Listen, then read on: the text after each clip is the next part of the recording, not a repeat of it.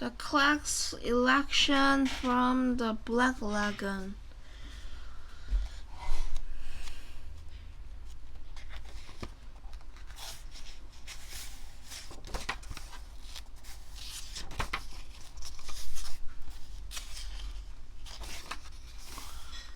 Chapter 1. Election Fever. We are having a class election. Mrs. Green says everyone has to run for something.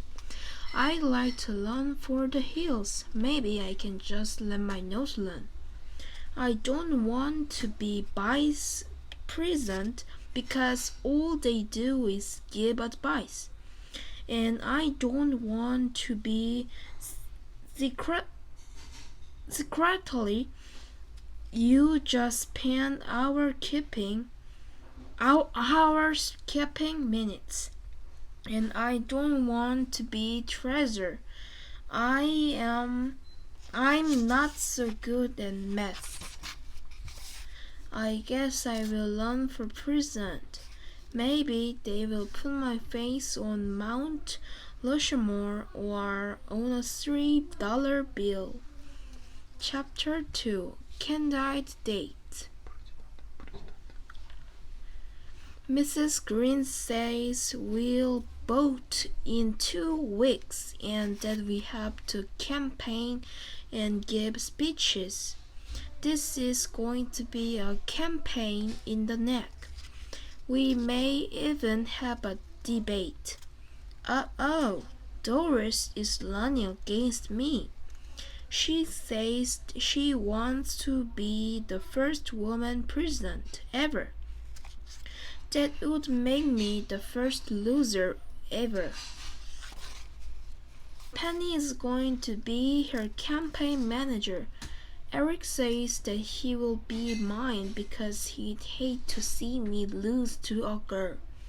Freddie wants to be vice president because the vice is his favorite tool in woodshop. Derek wants to be secretly because it has SECRET in it. And Landy is running for treasurer because he thinks he will get to keep all the money. This is going to be a tough election. Chapter 3. A fast slogan. Eric says that we need a campaign slogan. What about vote for me? I say. Not enough pizzas, says Eric. I scratch my head. What about I'm a resident? Make me president, I ask. Better, says Eric. Wow, I think I have it. What about don't be a bad booty, vote for Hugh Harvey? I shout. Bingo, cheers Eric. Now we need some posters. Doris already had some up in the hall. Eric adds. What's your slogan? I ask. It's time for a change. Eric smiles. Sounds like a diaper ad. I laugh. Chapter 4. Off the wall. I'm not a great artist, but I can draw good dinosaurs. So I draw a T-Rex on 5 posters and print out my slogan. Then Eric and I tape them up in the hall, next to Doris' posters. Doris even has one up in the boys' bathroom. Now, that's dirty politics. Someone's traitor. So I sneak into the girls' bathroom and put up a poster. Great, 'cause take great risk. If I get caught, it could ruin my political career. I can see it now. I am running for president in the United States. I'm ahead in the polls. Then the story of how I snuck into the girls' bathroom is leaked. I'm all washed up in politics. My campaign stalls. My career goes down the drain. I will never be flushed with victory. Hey, their bathroom looks just like ours. What's the big deal? Chapter 5 Presents Precedence. I go to the library and Mrs. Beamster shows me a book about past presidents. There were lots of them and they were all famous. The first was George Washington, D.C. He never told a lie because he had wooden teeth. He couldn't lie through his teeth. That's why a bridge is named after him. Then there was Abraham Lincoln.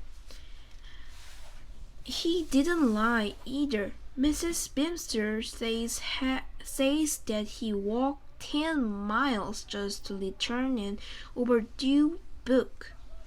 He lived in Gettysburg because they said he had a Gettysburg address. Then there was Teddy Roosevelt.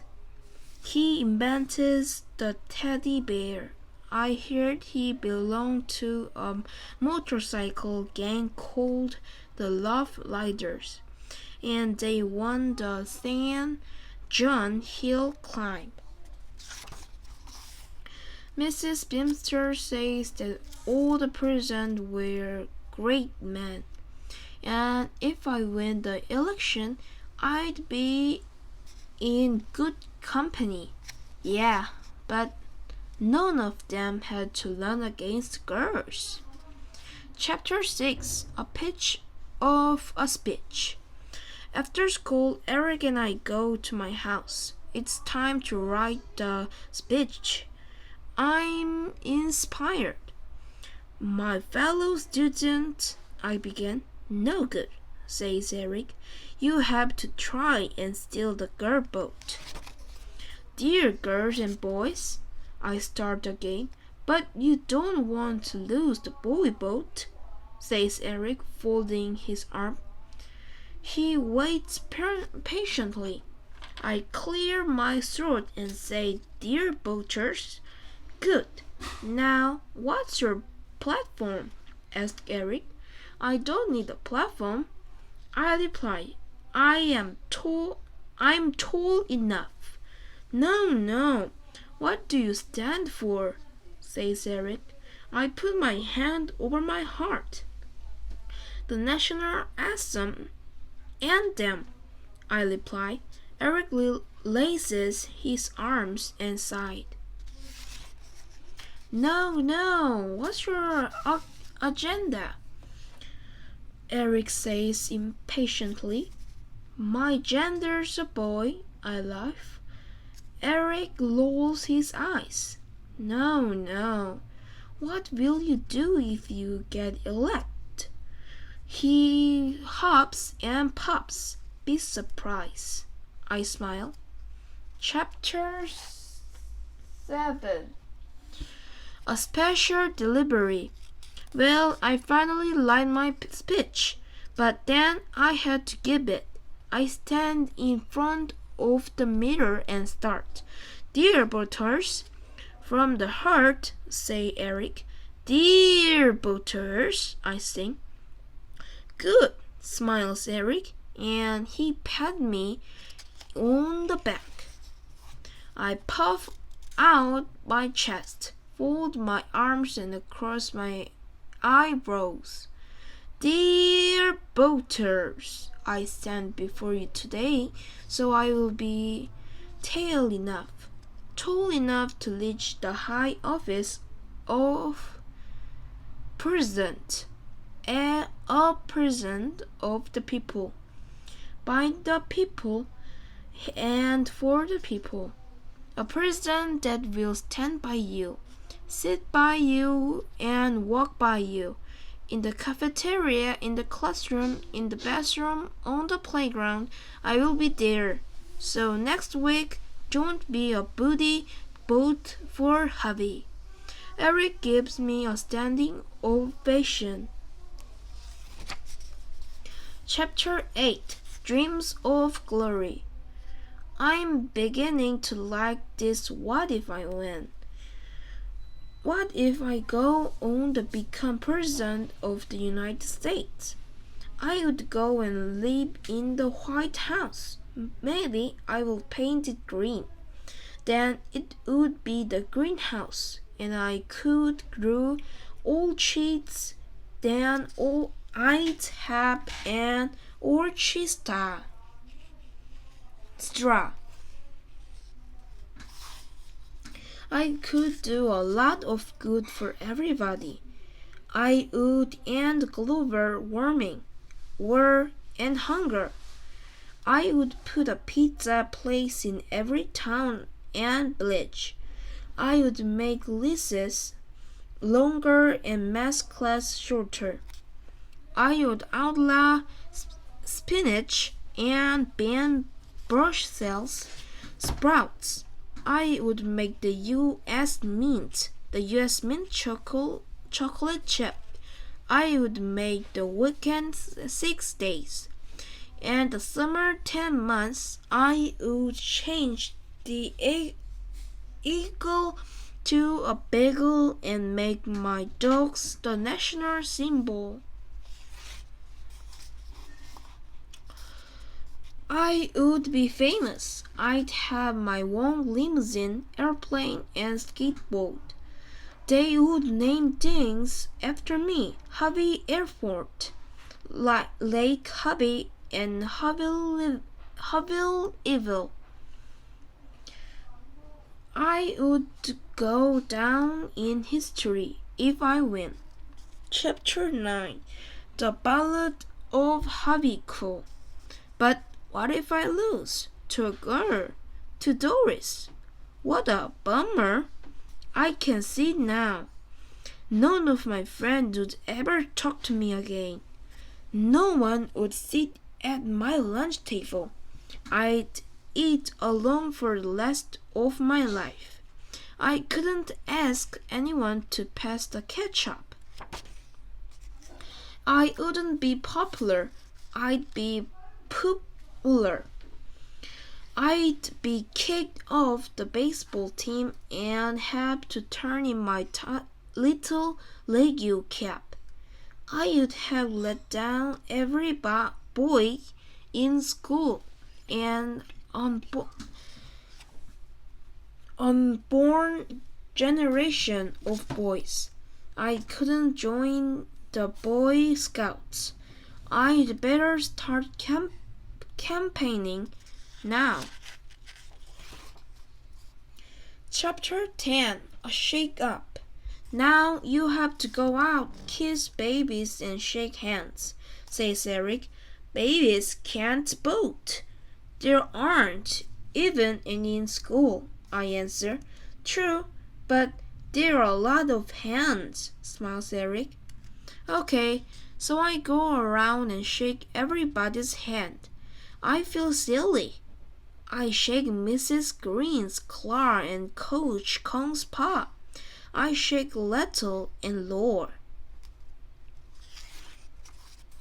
I even shake hands with Mr.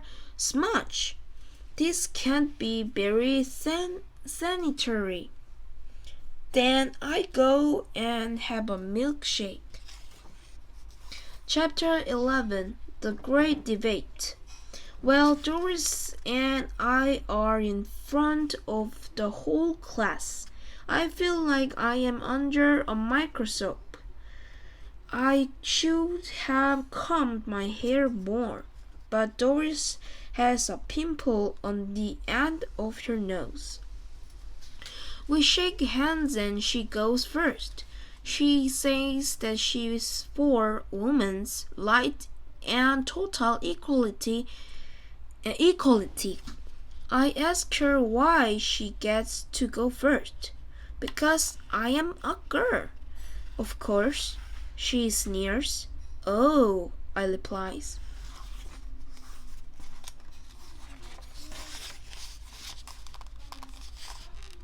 Then it's my turn. Knock knock. Who's there? Says everyone. Debate, I answer. Debate who? Shout the class. Put debate on the hook and we'll go fishing, I laugh. That's not funny, says Doris, poking me in the back. Is to, says I, poking her back. Is not, says Doris, stamping her foot. Is, I say, stamping mine. Not, says Doris, crossing her eyes. Is, says I, crossing mine. We go on until the lunch bell rings and ends our debate. Chapter 12. Doris's cool move. Unfair, unfair. Doris says he's the candidate of the birthday party. She's buying ice cream bars for all the boaters at lunch. Everyone's lining up in drawing drops. My whole class, my best friends, even Eric, my manager. I'm betrayed in the cafeteria. I feel like that ancient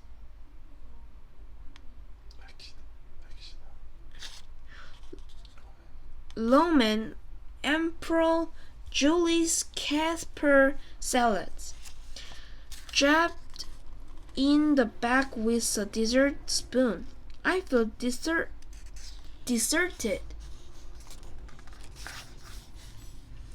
This is sweet tooth politics, underhanded, underfooted, underrated. How can she stoop so low? I better hurry before all the chocolate's gone. Chapter 30. Pole position. Yum! That was good. Now, what can I do? With my allowance, I couldn't afford to give out water. Anyway, I'm not going to buy boats. I'm going to stand on my principle. He may get angry, Sue. I can't let Doris get ahead in the polls. The polls tell how people are planning to vote. I could climb the flagpole. I could buy a horse and win the gallop pole. I could go to Antarctica and visit the South Pole. I could even go to Poland with a fishing pole. How can I pull Bart ahead? I have to do something to give Doris her just dessert. Chapter 40. Taking a stand. I need to do something awesome, something that better than school. But what? I could mow the glass and have a lawn sale. I could rename the gym Ted. I could take home plate home and put it in the dishwasher. Wow, all the kids have dropped their ice cream wrappers on the floor. I will pick them up. I will be environmental hero. I will be the candidate of the Mrs. Green party. I will save the planet. This feels good. Now I do stand for something. Chapter 50. Election jitters. The pre-election night is a low one. What if no one votes for me? Not even the boys. What if I lose my landslide? The power of ice cream is awesome. If I vote for myself, at least I will have one vote. But everyone will know whose it is. Eric got 2 ice cream bars. Even he may not vote for me. When I fall asleep, I have a nightmare. I'm climbing up a slippery giant ice cream sundae. It's a mountain of vanilla with hot fudge. Doris is sitting on top, laughing, with a cherry on her head. I keep slipping and sliding, and she keeps laughing louder and louder until finally there's a thousand Lord, and I'm covered in a vanilla landslide. I wake up and my head's under my pillow. It's election day. Chapter 60. High noon. Mrs. Green passes out pieces of paper. I am ready to pass out with nervousness. It's secret ballot. Doris looks very confident. She's got a box of donut for her victory party chocolate coconut. I really hope that everyone doesn't drop his or her napkins on the floor. Well, I'm voting for me donut or not. Mrs. Green collects the ballot. Our names are written on the chalkboard. Doris and I are on top. Mrs. Green marks 1 vote for Doris. I hope that's Doris' vote.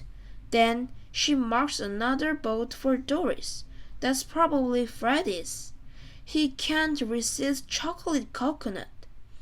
Then she marks 1 vote for me. That's probably mine.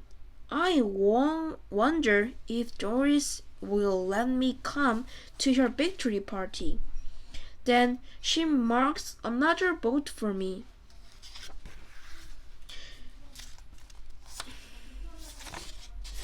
Eric winks. Wow, we're tied. It won't be a landslide after all. Mrs. Green marks another vote for me, and another, and I can't believe it. When all the votes are counted, I won. I'm president. I can throw out the first ball in the little league game. I look over at Doris. She has a tear in her eye. I go over and give her my last clean tissue. We shake hands. She opens up her box of donuts and offers me one. She really has class. I want her in my cabinet. Or even better, I will make her my first lady. Thank you for the watching. Bye bye.